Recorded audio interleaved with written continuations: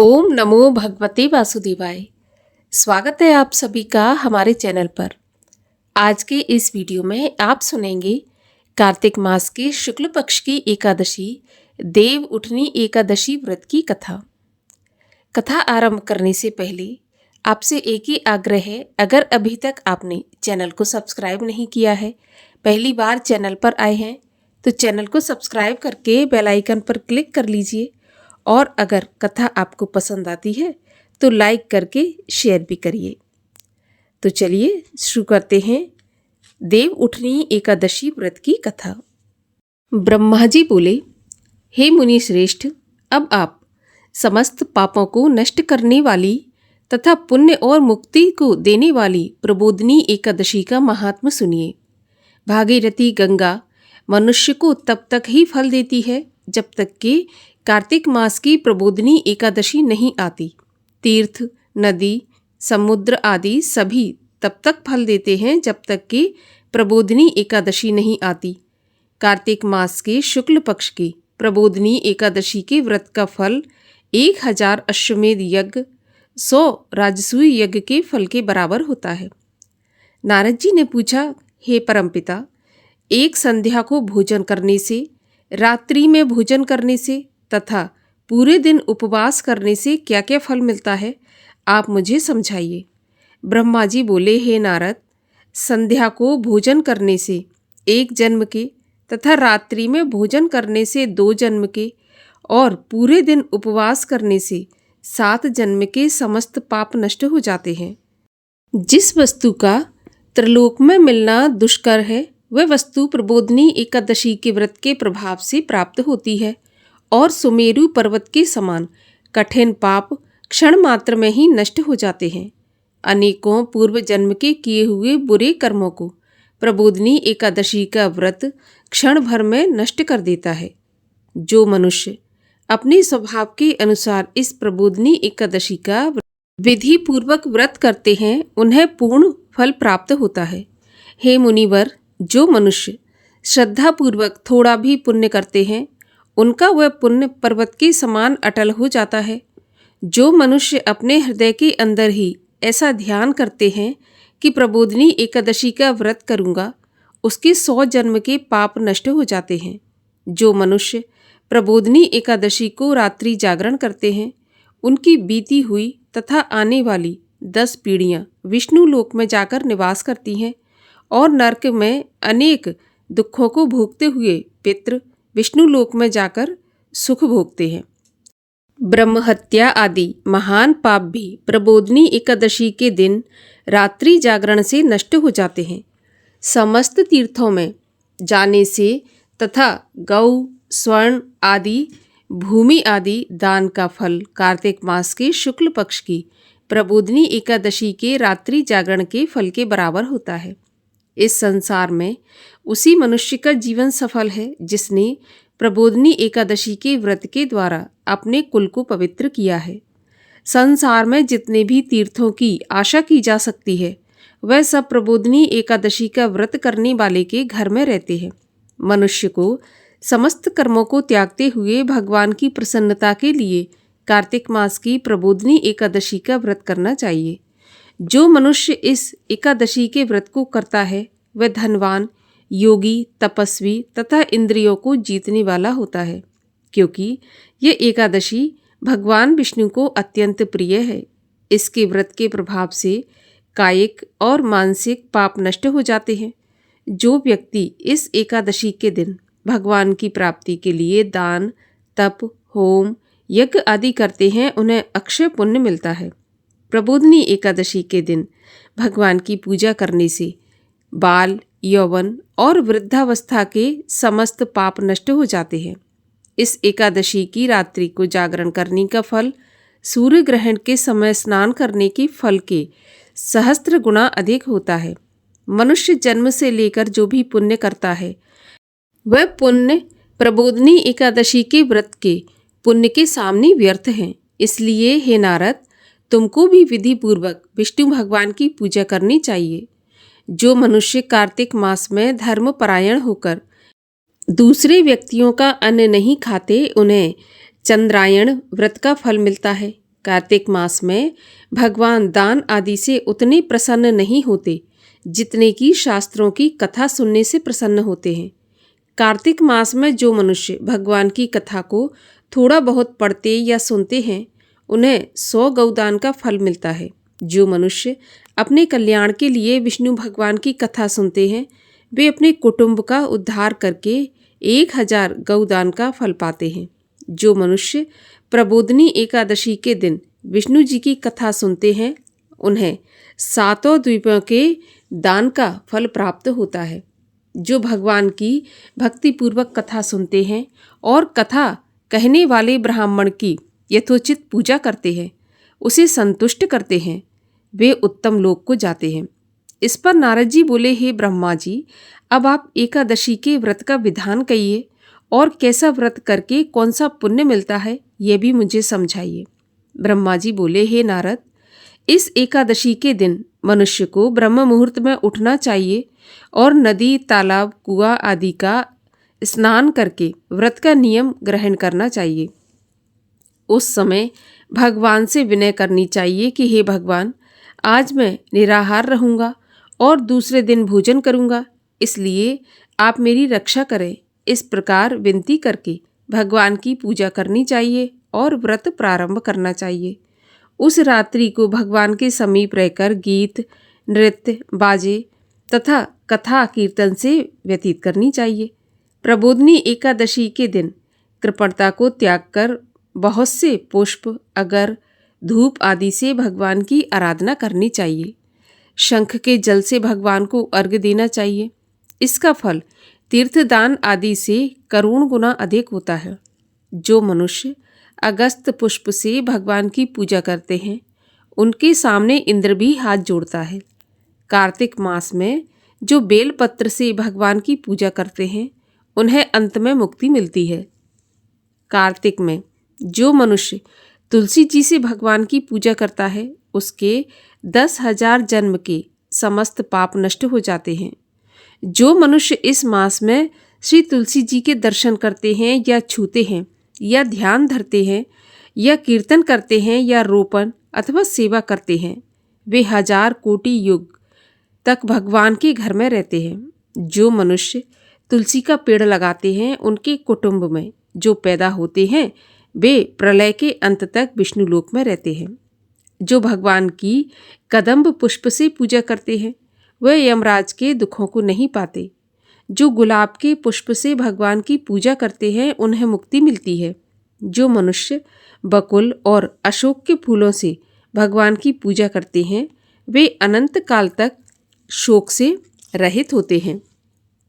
जो मनुष्य भगवान विष्णु की सफ़ेद और लाल कनेर के फूलों से पूजा करते हैं उन पर भगवान अत्यंत प्रसन्न होते हैं। जो मनुष्य भगवान विष्णु की दूर्वा दल से पूजा करते हैं वे पूजा के फल से 100 गुना फल अधिक पाते हैं। जो भगवान की शमी पत्र से पूजा करते हैं वह भयानक यमराज के मार्ग को सरलता से पार कर जाते हैं। जो मनुष्य चंपक पुष्प से भगवान विष्णु की पूजा करते हैं वे आवागमन के चक्र से छूट जाते हैं।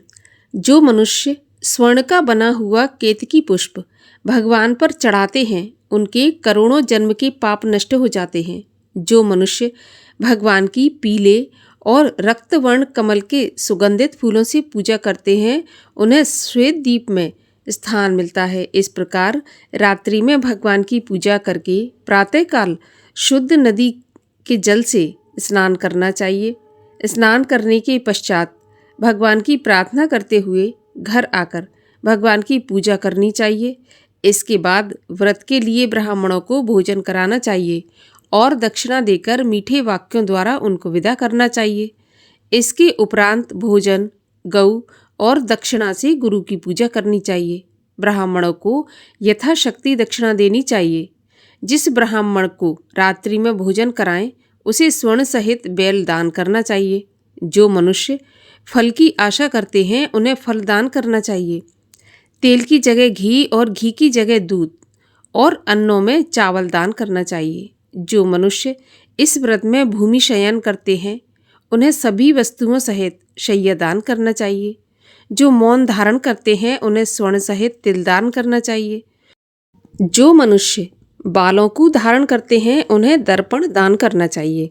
जो मनुष्य कार्तिक मास में उपानय धारण नहीं करते उन्हें उपानय दान करना चाहिए।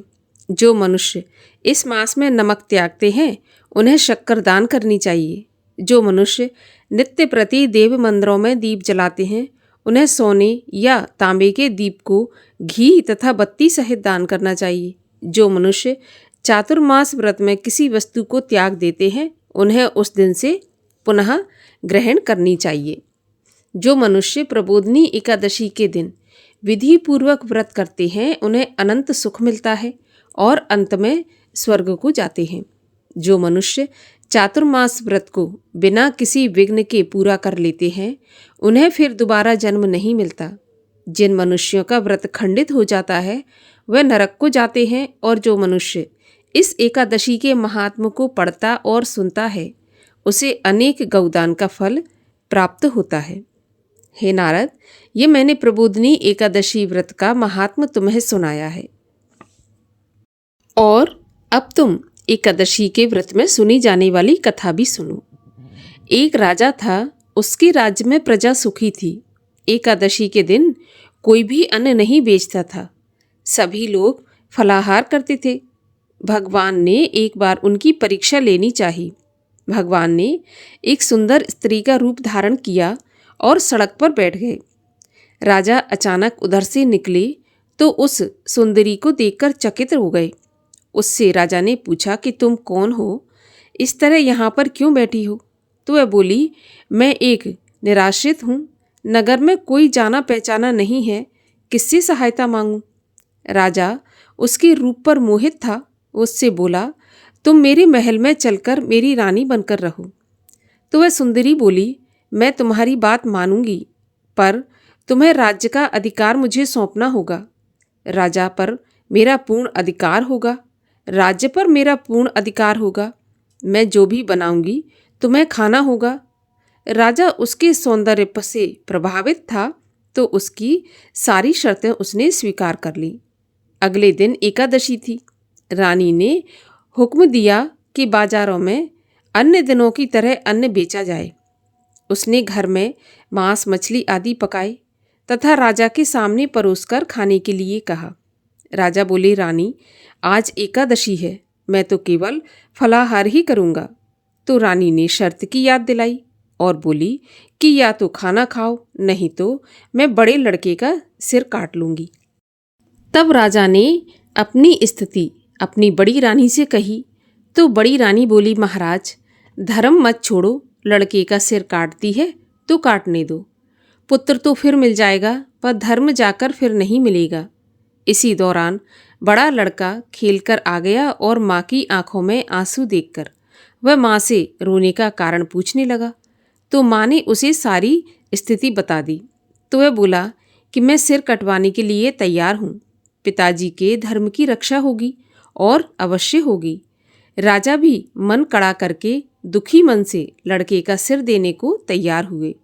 तो रानी के रूप में भगवान विष्णु ने प्रकट होकर असली बात राजा को बताकर कहा कि तुम परीक्षा में पास हुए। और भगवान ने प्रसन्न मन से उन्हें वरदान मांगने को कहा।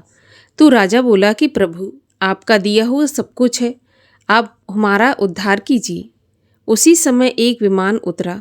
राजा अपना राज्य पुत्र को सौंपकर उसमें बैठकर परमधाम को चले गए और राजकुमार धर्म से राज्य करने लगा। यहाँ पर प्रबोधिनी एकादशी व्रत की कथा और महात्म समाप्त होता है। और अब सुनिए एकादशी माता की आरती। ओम जय एकादशी माता मैया, जय एकादशी माता, विष्णु पूजा व्रत धारण कर शक्ति मुक्ति पाता। ओम जय एकादशी माता, तेरे नाम गिनाऊं देवी, भक्ति प्रदान करनी गण गौरव की देनी माता शास्त्रों में बरनी। ओम जय एकादशी माता। मार्ग शीर्ष के कृष्ण पक्ष की उत्पन्ना विश्व तारिणी जन्मी। शुक्ल पक्ष में हुई मोक्षदा मुक्तिदाता बन आई। ओम जय एकादशी माता। पौष के कृष्ण पक्ष की सफला नामक है। शुक्ल पक्ष में होए पुत्रदा आनंद अधिक रहे। ओम जय एकादशी माता। नाम षट तिला माघ मास में कृष्ण पक्ष आवे। शुक्ल पक्ष में जया कहावे विजय सदा पावे। ओम जय एकादशी माता। विजया फागुन कृष्ण पक्ष में शुक्ला आमल की। पाप मोचनी कृष्ण पक्ष में चैत्र माह वाली। ओम जय एकादशी माता। चैत्र शुक्ल में नाम कामदा धन देने वाली। नाम बरुथनी कृष्ण पक्ष में वैशाख माह वाली। ओम जय एकादशी माता। शुक्ल पक्ष में होए मोहनी। अपरा ज्येष्ठ कृष्ण पक्षी। नाम निर्जला सब सुख करनी। शुक्ल पक्ष रखी। ओम जय एकादशी माता। योगिनी नाम आषाढ़ में जानो। कृष्ण पक्ष करनी। देव शनि नाम कहायो। शुक्ल पक्ष धरनी। ओम जय एकादशी माता। कामिका श्रावण मास में आवे। कृष्ण पक्ष कहिए। श्रावण शुक्ला होए पुत्रदा आनंद से रहिए। ओम जय एकादशी माता। अजा भाद्रपद कृष्ण पक्ष की परिवर्तनी शुक्ला। इंद्रा आश्विन कृष्ण पक्ष में व्रत से भव सागर निकला। ओम जय एकादशी माता। पापांकुशा है शुक्ल पक्ष में पाप हरन हारी। रमा मास कार्तिक में आवे सुखदायक भारी। ओम जय एकादशी माता। देवोत्थानी शुक्ल पक्ष की दुख नाशक मैया। लौंद मास की करूँ मैं विनती पार करो नैया। ओम जय एकादशी माता। शुक्ल लौंद में होए पद्मिनी। दुख दारिद्र हरिणी। परमा कृष्ण पक्ष में होती जन मंगल करनी। ओम जय एकादशी माता। जो कोई आरती एकादशी की भक्ति सहित गावे। जन सामान्य स्वर्ग का वासा निश्चय ही पावे। ओम जय एकादशी माता। बोलिए एकादशी माता की जय। भगवान लक्ष्मी नारायण की जय। कार्तिक मास की जय।